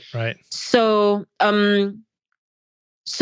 less is more. In fact, I would suggest just starting with the foundations of mastering, which is EQ and limiting. So the EQ and the maximizer, and that's it. Start there. And this is coming from a mastering engineer that really lives to that like ethos, even mastering to this day. Like don't put in a compressor just because. Start with an EQ and then use Ozone's compare window to easily A/B between like different settings. And you can spend a whole day, maybe an entire week, on just critical listening every facet of Ozone because there's a lot of tools in there. So it might be boring, but understand the function of what every module does. But you are gonna get a lot of results already from just the EQ and the limiter. Now I know the Ozone limiter gives you like a whole bunch of options too, right? Yeah, there's a lot of modes for maximizer. Even that alone, just maybe just start with the maximizer. Yeah. So just throw in the maximizer module. Just add some juice on there. Set it to like a certain nominal level, and then use the compare window. There's a compare window in the top right of Ozone that lets you set up to 4 different settings and then compare between 4. And you can even like easily blind test 2 settings. So even just that is like a fun critical listening exercise, and that's what we do every day. And it doesn't get as boring for us because it's all like by application. Like we use it for actual challenges and tasks with actual music. And you being a musician, you will have music to work on. Right. And so on the other side of that spectrum, if you want to take a break from like the very minimalist, pure one module at a time mode, Ozone also has the master assistant function where you can choose what you want to as your result. Like, do you plan on doing for streaming, or are you like what genre? Do you want it like super loud, like all that? And then it will have a starting like, and you just play your music, and the master assistant is going to analyze the music, and then start you off with like a starting chain of mastering processes. Right, and put you in the ballpark. Yeah, of a sound, and it's based on selecting a genre of music, a style, and then I guess the super brilliant AI algorithms that all exactly. seem to come out of Cambridge, Massachusetts. Yep, MIT people. Yeah. But that's a good place to start, and I highly recommend that whatever result you get from Master Assistant is a starting point. Don't just hit print and send to your streaming platforms without even listening. Like, the important thing about mastering is that there's like the human element. And if you just let AI kind of like take the job, it's kind of like there's going to be a disconnect in terms of like expressing your music to the listeners. So play around with it. So when I have messed around with all these kind of things, I never I don't think I've really explored calibrating at the listening position in the studio other than generally comparative calibrations, like how loud are other records? Does this feel like it's in the ballpark kind of thing? And surprisingly, a lot of times I find that I went too far. I'm like, oh, in fact, I'm pretty sure I was listening to your playlist as I was like pulling up a mix I was working on something. And I was like, oh, I went right past that mark, and like squashed the crap out of it. Oh, but also keep in mind that not a lot of people, the whole discussion about like loudness is still a wild west because streaming platforms don't have a standard. Right. Like, and they might say that, oh, we have the loudness normalization turned on by default now, but not all the time. Like the free version doesn't have the loudness normalization available. So, but then the premium paid versions, once you pay for your Spotify, they change it without any warning. And now they enable the loudness normalization. And sometimes you disable it. And then when you update Spotify, it goes back into loud. So the important thing with when you're ever going into mastering is to make sure that like you don't follow a moving target and just make sure that your music translates on its own without any interference from the stream platform. But sometimes a lot of people think that their work is really loud because Spotify is like not hitting as hard, but it's most of the time loudness normalization that's at play. Okay. I just went and turned it off while we were doing this interview because I didn't know which way it was supposed to be. So thanks. Yeah, and restart your Spotify the computer Spotify. Or the app. Yeah. Yeah. And then just make sure that it's turned off. And then when you listen to it again, it should be ballpark with what you're now. In all on. fairness, we're not having a Spotify party here. This would it just happens to be the tool that I'm using at the moment, but this would apply to any of the platforms. Exactly, I don't know which. Exactly. I don't know if the other ones like Tidal and stuff have that. And who cares about the name? Because 5 years ago, 5 years from now, Rockstars, when you find this podcast and you listen again, it'll be a whole new service and it'll have something to do with NFTs, and I don't even know what it's going to look like. But. Well, here, check this out. This is like a new thing that came, that just even got in my inbox. Bandcamp now does Bandcamp Live. Okay, cool. So what's that? So Bandcamp Live, if you're, and I'm a huge proponent of Bandcamp because it really supports artists, and they do all these like events where they give 100% of the revenue directly to the artists, right? But now you can do Bandcamp Live, and you can do it. You can do like live streaming performances of your music, and it can either be paid or free. And it's a great way to promote your music when you launch anything on Bandcamp. So I really, so kudos to them on that. And yeah, maybe things will change in 5 years from now. But like Tidal also has like the loudness normalization settings changing from time to time. Like it's funny, like YouTube loudness normalization changes depending on how you consume YouTube. Like when you embed a video on a website, it changes. So fascinating. You must really have to pay attention to all those little minutiae. Yeah, and it's still a point of contention among mastering engineers. If you guys decide to like join the Mastering Engineers Worldwide Facebook group, it's like almost all mastering engineers like chat over there, and yeah, there's like never-ending talk about loudness, and yeah, like it's hard to say that there's a distinct right versus wrong because there is no standard, and until there is a legitimate standard, there will be debates. And I and many other mastering engineers would much rather make sure that the music best represented no matter the moving target is.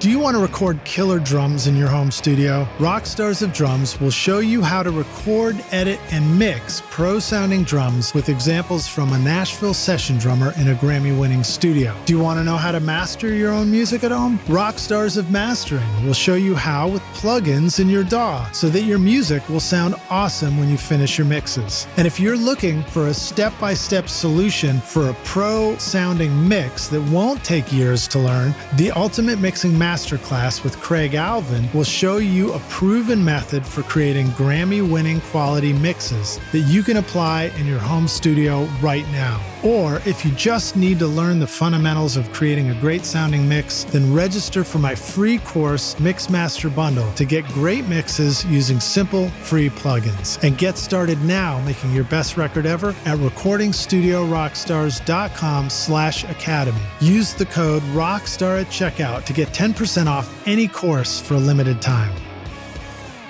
So our takeaway is that we don't really want loudness normalization going on because that is creating a moving target. And it's like, so if we turn it off, then we may have to turn our speakers up and down depending on the project that we're listening to as a reference. Actually, if you have loudness normalization off, that's going to be a more accurate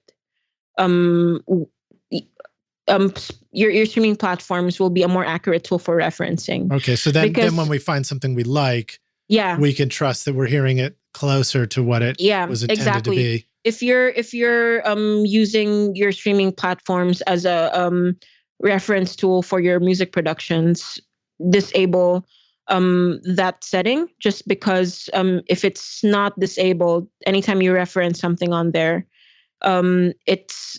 everything's just going to be lower in level compared to the music you're working on. I see. Okay. Yeah, but so that could cause us to back off too far from our target. Yeah, exactly. Okay, great. Great tip. And the point is, I only say this because these platforms change their algorithms all the time. And I know there's been ongoing efforts with the Audio Engineering Society to really work with streaming platforms to have a standard. And I believe, like, for example, Apple now sets normalization by default, no matter what OS you have. But the thing is, when you decide to stream your music on AirPlay, like you set your music to play on your Apple speakers at home, normalization isn't enabled.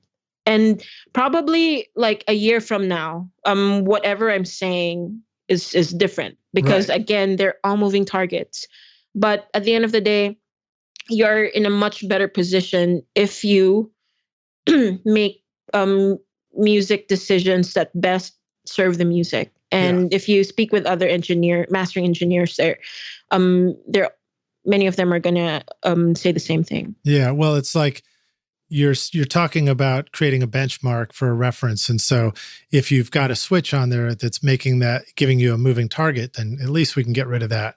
Exactly, and when you ever calibrate your speakers to that SPL fixed level, you are going to get a better benchmark for when you're mastering your own music. Okay, cool.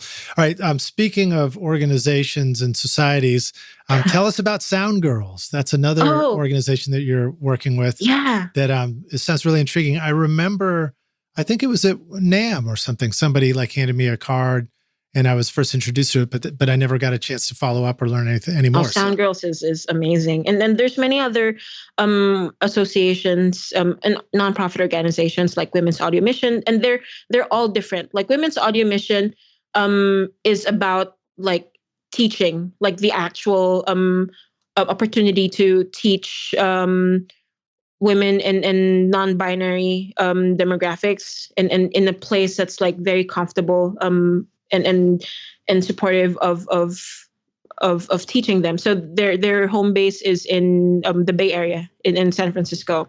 SoundGirls is more focused on the professionals in the field and the aspiring professionals, and it's really a worldwide support group of women and LGBTQ in the field of audio. And audio is just such a massive field. And it's founded by Carrie Keys, who's a longtime live sound engineer of Pearl Jam, Red Hot Chili Peppers, and is a good friend of mine. And it's so funny because before I connected with Carrie, I grew up just thinking like I'm the only woman in the field. And it's really both a disadvantage.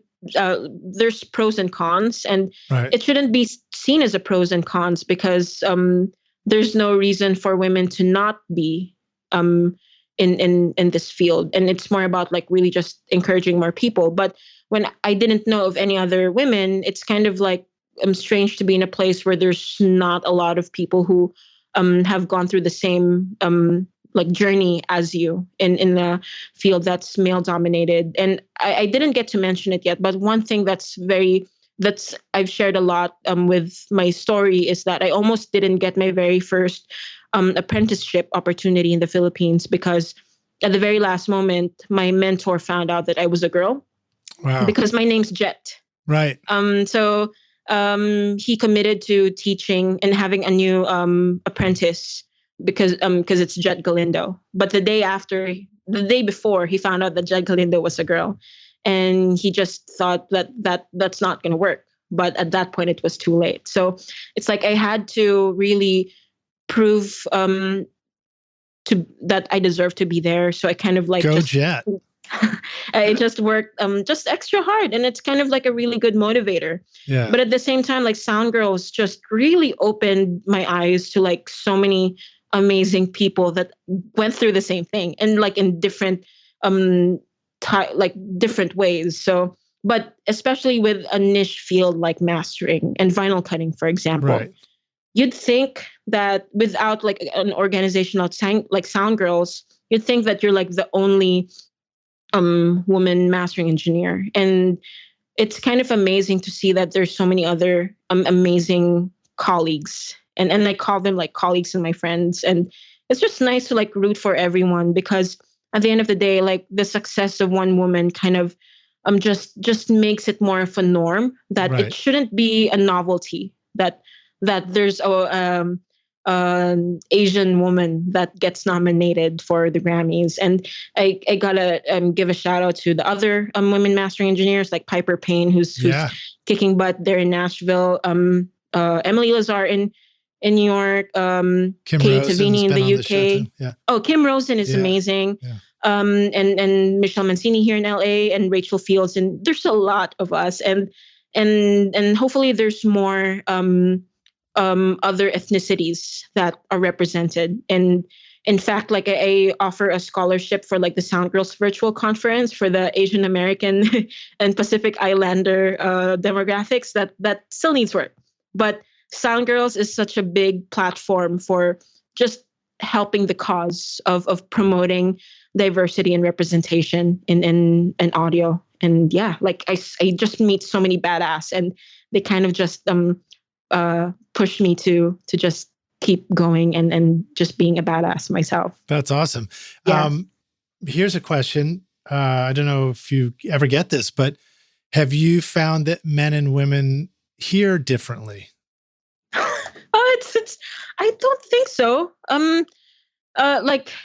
There people like there's people like to throw in like journal studies of there being like differences with how men and women think, listen. Right. Like people, like I've seen articles that say women are like more sensitive to hearing, or like because of women having more empathy, it's like they hear like a lot more nuance. But like I don't think there's a physiological difference. It's like everyone just like there's no like just because you're a dude or a girl, you enjoy music differently. Right. Kind of like that's how I look at it. Well, I personally am more into music than gear. Mm-hmm. And I guess that adds to my advantage. But yeah, like I don't think it's based on the physiological differences of the male and female physique. Well, I seem to recall once, reading, same thing as you, like you hear things or you read things or whatever over time. But once I thought it was something pointing out that like women tend to lose sensitivity to bass or like hearing in low end over time, and men lose hearing in high end over time. And then of course the joke was like, I guess there should be both men and women in the studio. Yeah, right. Well, I think the takeaway was like, and it's because of relationships. They don't have to hear each other talk to each other. Or something. I was like, that's great. But I mean, like here's a good one, right? You talk about physiological differences. Duh, we all have physiological differences because our heads are shaped differently. Our ears are shaped differently. Yeah. We literally all hear differently from each other. Yeah. And the funny thing is, it's like I hear more differences by culture. In mastering, we get to like have we have the opportunity to hear music from different countries and different genres. That was one of my questions. Oh, okay. Yeah. Like and it's funny, like Latin American pop music is very prominent on the highs. Right. Chinese Mandarin music really likes their sibilants. But it doesn't like box the music from those respective cultures and countries, but it's just an observation of like things that we've been receiving and just stuff we've been working on for years. But yeah, it's just, it's really interesting. And that's what makes mastering so awesome, to be able to work with people from different parts of the globe. That's cool. Well, so that was one of my questions for you. Cool. Was going to be when mastering in another language, like Runat, I'm going to butcher the name here, hopefully, but Runak, Junak, Kamika, Patiwari.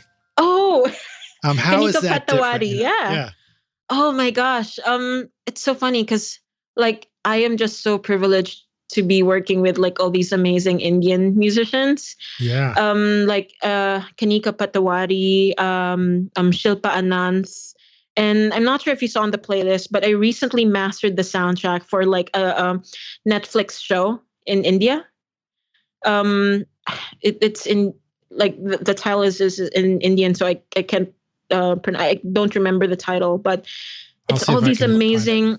So like just the unique instruments that like influence the sound of modern music in India. Just it makes it such a treat to master for them, because like even the style of like their vocal performances are unique, and to incorporate that into modern music, it just adds so much like color and excitement to the work that I do.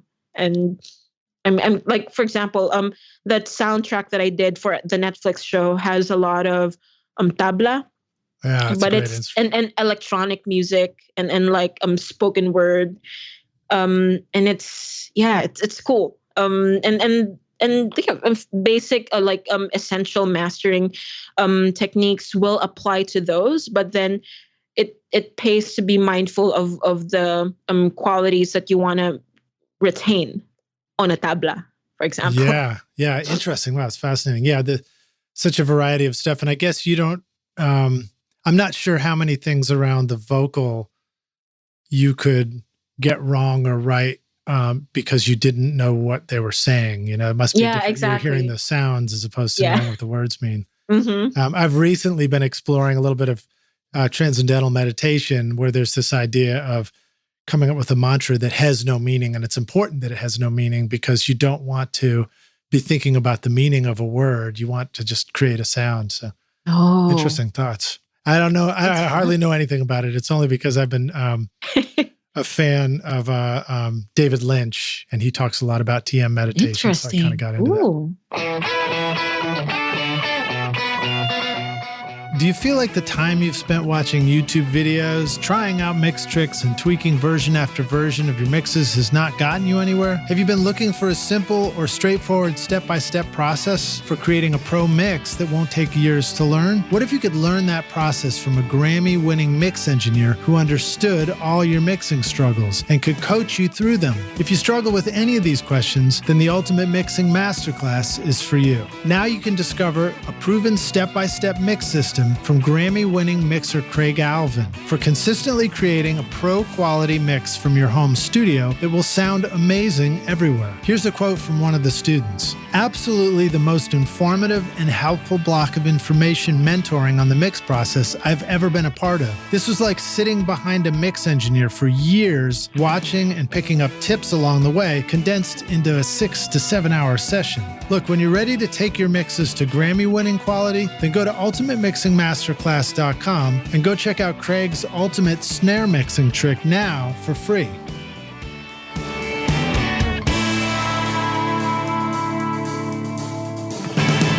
All right, so we're running near our end of our show here, but let me ask you a couple of questions. So, Shilpa Anant, you mentioned, I don't know if I pronounced that right. Fear is a really funky track. And then also cool, right? The Lagoons, Give It Up for Love, another funky dance track. And I wondered if you want to, and, you know, honestly, also even Dressage, which was great stuff. Oh, she'd love to hear that. Yeah, very cool music that you're working on. Talk a little bit about those kinds of projects, and also dialing in the low end and getting it right. You know, this goes kind of back to the beginning of the interview where you started to talk about that anyway. Mm-hmm. But knowing when the low end is right for something that's meant to be, you know, evoke a sense of get out of your chair and dance a little bit. And then also with regards to that, how do some of the mastering tools that you use change when you're working on records like that versus doing a Weezer mastering versus like the Carpenters and the Royal Philharmonic Orchestra, or even your own a cappella tonality or a Bette Midler record? You know? It's cool, right? How diverse the projects are in mastering. It boggles the mind. The first thing that I'll mention when it comes to handling low end is that the shape of the low end, once it reaches the marketplace, will really depend on the production aesthetic of the artist and the mixer. Like, that's why I mentioned a while ago that sometimes that full low end was there for a reason. So we approach mastering in a way that we try to honor those creative decisions and make sure that they're best represented. So it's quite so that's how we approach it first and foremost. And in addition, it's funny because I've received mastering opportunities and new clients, because one of the great things that goes around by word of mouth is that like clients seem to like how I handle low end. Nice. And that makes me feel good, man. That feels great. And it's something that I feel also extends to my colleagues, Eric and Peter and Doug. Because the thing that tends to happen if you if someone is just starting out in mastering and you read a lot of mastering articles, the things that you will hear about is like the tonal balance, where to achieve loudness is you kind of have to trick your ears to like be more sensitive to the highs. So you like a lot of masters end up like overcompensating for that and neglecting the lows in that sense. And that's one of the things that we try to avoid in the bakery. And if there's one thing that makes me go a bit more heavy-handed with controlling the low end is the understanding of crest factor. And you mean when I brush my teeth? Crest, sponsored by. So crest factor is like a quick way of describing the difference between the peak and the RMS levels in your music. And sometimes, like, the low end is where a lot of the crest factor kind of goes out of control, and it kind of like will affect your loudness potential if that's not taken under control, especially for like modern music. So that's when if there's there's a big ratio of difference between like the peak and the RMS. If it's too much, then you might want to control it with a bit of high pass filter or low shelf EQ or multi-band compressor. But then you just again, you only throw those in if you know the reason, if you have a reason for it. There are many times when all I need to do to really tighten that low end is just a very subtle high pass filter, 20 hertz, 16, 12 dB per octave shape. But yeah, it really depends. But remember that in mastering, it's like the bass is already there, and right. It's not about like manipulating it. Right. Okay. Like, so quick question for you. With the critical listening stuff, when you do that, I hope this is a dumb question and you're just like, come on. But when you do that 20 hertz at 12 dB low cut and you're noticing it, if you were listening to it on a speaker on an iPhone, would you still hear that? Does it still have an effect on it? So that's the funny thing is, and this is with no like fanfare or clickbait, but it will make a difference because there's a lot of inaudible subharmonics that would potentially affect the performance of your limiter. Right. And in a way, by like just also be careful with using high pass filters because those high pass filters tend to introduce more harmonics than like a low shelf EQ. So that's where critical listening comes into play because sometimes like having that steep high pass filter in 20 hertz or 15 hertz will actually add a bit of like air and clarity. Mm-hmm. And that's kind of like the byproduct of the harmonics. And depending on the plugin you're using, every plugin behaves differently. Like the Massenburg EQ from UAD versus the FabFilter Pro Q3, they all behave differently. Wow. And depending on the low end, I love auditioning, but my go-tos are those for like tightening the low end. Every engineer will have their preferences. Like even like the massive passive outboard gear that we have. I love the massive passive for like a very steep, very wide bandwidth tonal balance adjustment of just slightly attenuating the overall low end. And it kind of like adds clarity and openness to your master without compromising the fullness of the low end, like that very wide EQ. So yeah, it's funny because you can do so much with just an EQ, and by getting too crazy and like throwing so much stuff in, you're losing that opportunity of discovering the power of EQ. And I really only got to that because like back in the mastering lab, it's just the EQ that Doug likes to use, and you get so much out of that in mastering. That's awesome. Oh shoot! I was just trying to think of the massive passive, and that was another woman in audio we didn't mention. Manley, yes, Ivana Manley, and she's also such a big supporter of SoundGirls. And yeah, she did like a virtual studio tour for the SoundGirls virtual conference, and yeah, she's also like a very generous person that is generous of her time with like giving back to people. Ivana's great. She's been a guest on the show as well. Oh, nice. A lot of fun. Of course. So, all right. So I got to let you go here, but one last question, because we didn't get a chance to mention it. You're doing whatever you want to say about some of these cool records you're doing, like the League of Legends Arcane original soundtrack, and then Lena Rain, if I'm saying her name right. Yeah. Lena Rain. Minecraft, Chicory, Moonglow Bay. These are like, I don't really know what it's all about, but I think you're doing soundtrack records for video games, right? Yes, That's wild. Like, and it's for me, like, one thing I didn't expect when I got into mastering is to just build a name for myself in the video game music community, and it's something that I'm very grateful for. Yeah, like, I even sent you a separate discography of just the major video game albums that I worked on. And the video game music community is such a vibrant community that's so supportive, and they really go out of their way to even like collect the vinyl records that I've cut for video games. And one of the most exciting things I did recently is the soundtrack of the Arcane TV show on Netflix, which is the very first animated series made by Riot Games. So it will be like a big topic for like the video game fans, but not to the non-video enthusiasts. But it is video games.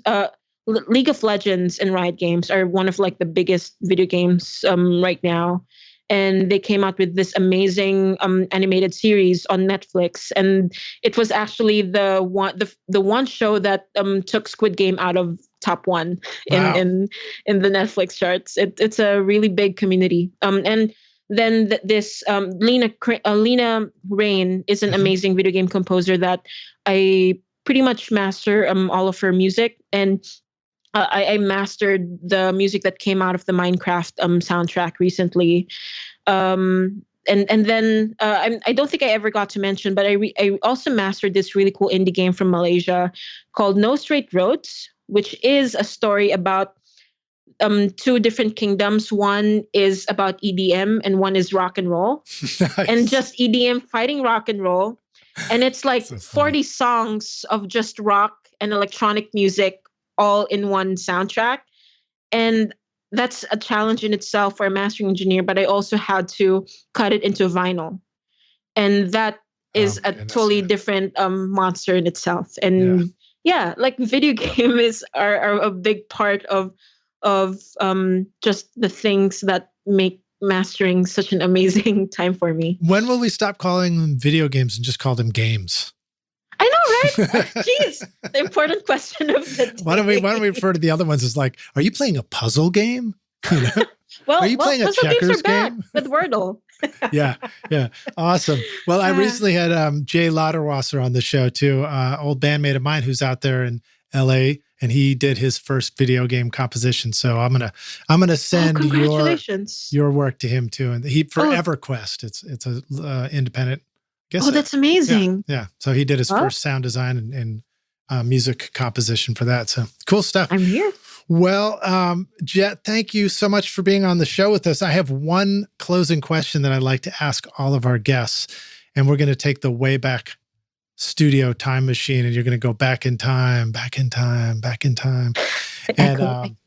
And you get to go find young Jett and say, listen, I know they don't know that you're actually a girl applying for this job yet, but actually your voice would probably sound different. I don't know if you're, I don't need to impersonate a girl's voice.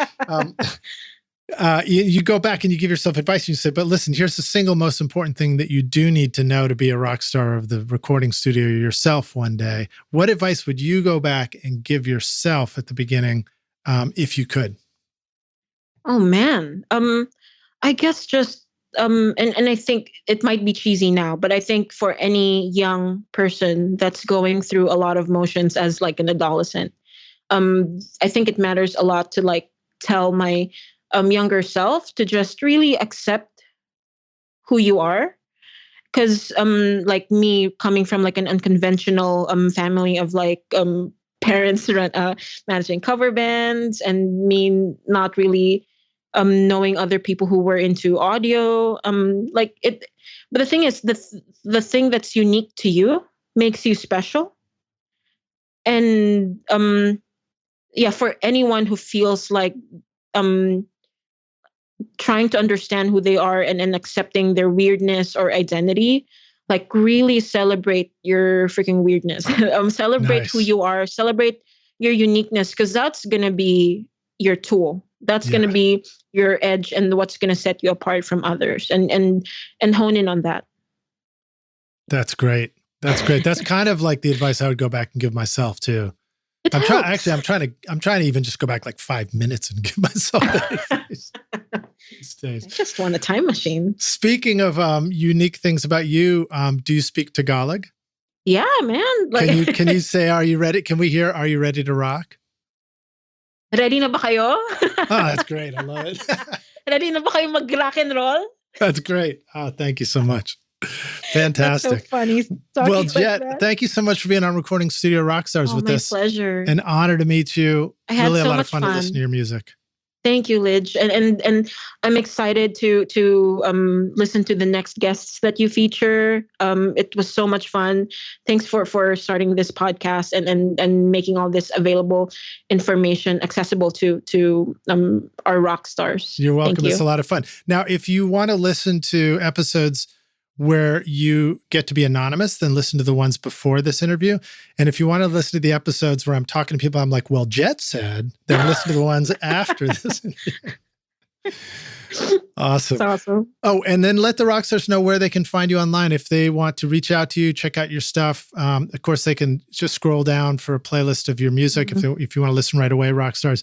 But let's say they're just ready to master their next hit record with you. What should they do?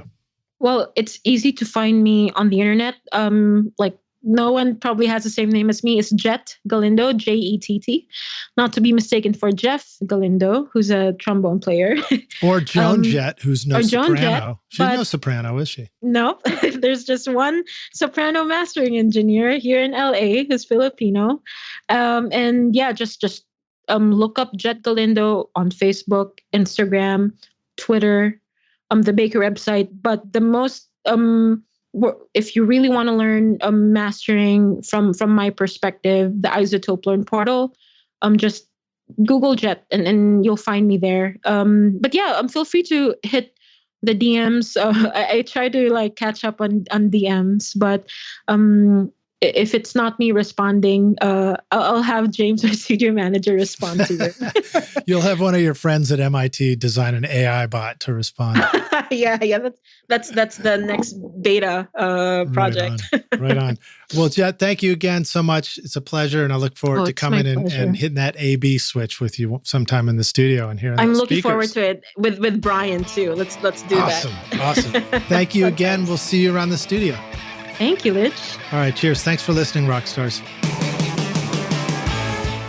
Thanks so much for listening to Recording Studio Rockstars. If you enjoyed the show and want to help make it better, then please share this episode with your friends on social media and leave a rating and review on iTunes to help the podcast reach more rock stars like yourself. You can click directly over to iTunes or go to rsrockstars.com/review for an easy explanation. And remember to hit the subscribe button to keep up with weekly episodes. And if you're ready to make your best record ever now, then head over to Recording Studio Rockstars Academy, where you can start with my free course at mixmasterbundle.com. And if you want more free content from Recording Studio Rockstars, all you have to do is go to rsrockstars.com/email. Again, that's rsrockstars.com/email to enter your name and email, and I'll keep you in the loop with articles, videos, podcast updates, and even free gear giveaways for your studio. Just look for the link in the show notes below. Thanks so much for listening, and thanks for being a rock star. I'm Lidge Shaw, and this is Recording Studio Rockstars. Now, go make great music.